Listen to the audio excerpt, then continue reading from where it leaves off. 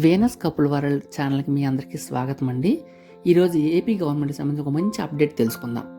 సాధారణంగా గ్రామ పంచాయతీలో మనకు కావాల్సిన అనేక పథకాలను కానీ, పెన్షన్లు కానీ, ఇలాంటివి ఎన్నో విషయాలకి మనకు రాకుండా కావాలని అనర్హత చేయడం, లేదంటే రాకుండా ఇబ్బంది పెట్టడం, రాజకీయంగా కొన్ని ఇబ్బంది పెట్టడం, ఇలాంటి కారణాల చేత, లేదంటే గ్రామ పంచాయతీలో మనకి ఏవైనా సమస్యలు ఉన్నాయి, అవి ప్రజల సమస్యలు కానీ, మన సమస్యలు కానీ, లేదంటే మన వీధిలో కుక్కలు ఎక్కువగా ఉన్నాయి, వీధిలో ఇట్లా వెళ్ళడం లేదు, లేదా చెత్త విపరీతంగా మన ఇంటి పక్కనే పడేస్తుంటారు, డ్రైనేజ్ ఇంటి ముందు నిండిపోయింది, లేదంటే మనకి ఏవో రెవెన్యూ సంబంధించిన సమస్యలు కొన్ని ఉన్నాయి, లేదంటే రేషన్ కార్డు రావడం లేదు, ఇలాంటి కొన్ని సమస్యలు మనకి అప్పటికీ అవి తీరని సమస్యలుగా మిగిలిపోతుంటాయి. దానికోసం ప్రత్యేకంగా మనం ఎక్కడికో వెళ్ళలేం.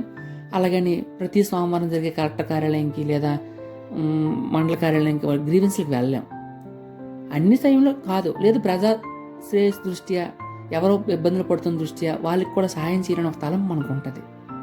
అలాంటి వాటి కోసం ప్రభుత్వం గతం నుంచి వెబ్సైట్ ఉంది, ఇప్పుడు కాస్త అప్డేట్ చేసి మీకోసం లేదా పబ్లిక్ గ్రీవెన్స్ రిడ్రెసల్ సిస్టమ్ అని ఒక వెబ్సైట్ని స్టార్ట్ చేసింది.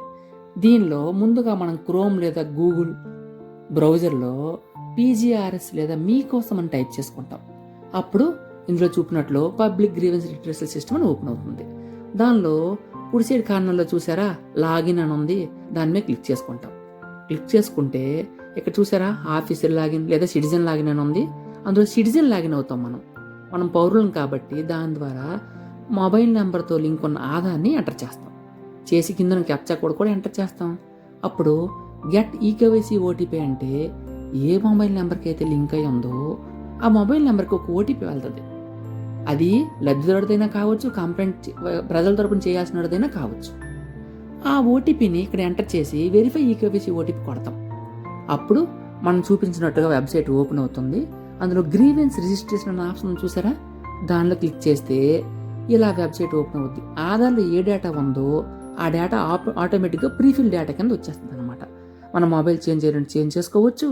మిగతా విషయాలన్నీ కూడా మన మండలం, మన గ్రామం అన్నీ వచ్చేస్తాయి.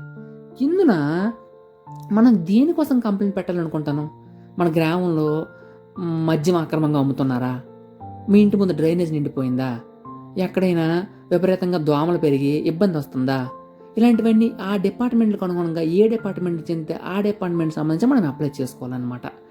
అప్లై చేసుకుంటే వాటిని ఆటోమేటిక్గా ఇప్పుడు మీ గ్రామంలో ఏదైనా అనుకోకుండా ఒక ప్రమాదం జరిగింది, ప్రతిరోజు దొంగలు పడుతున్నారు, దాన్ని 100కే ఫోన్ చేసి కంప్లైంట్ చేయడం కాదు. ఉదాహరణకి ఏదైనా ఇబ్బంది వచ్చింది, ఊళ్ళో దోమలు విపరీతంగా పెరిగిపోవడం వలన మలేరియా కేసులు ఎక్కువగా నమోదవుతున్నాయి, దానికోసం మీరు medical and health department complaint ఇవ్వాలనుకున్నారు.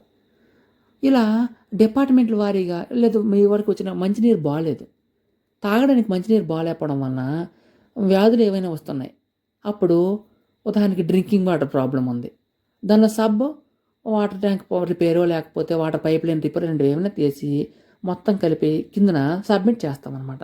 Submit చేస్తే మనకి ఒక గ్రీవెన్స్ నెంబర్ వస్తుంది.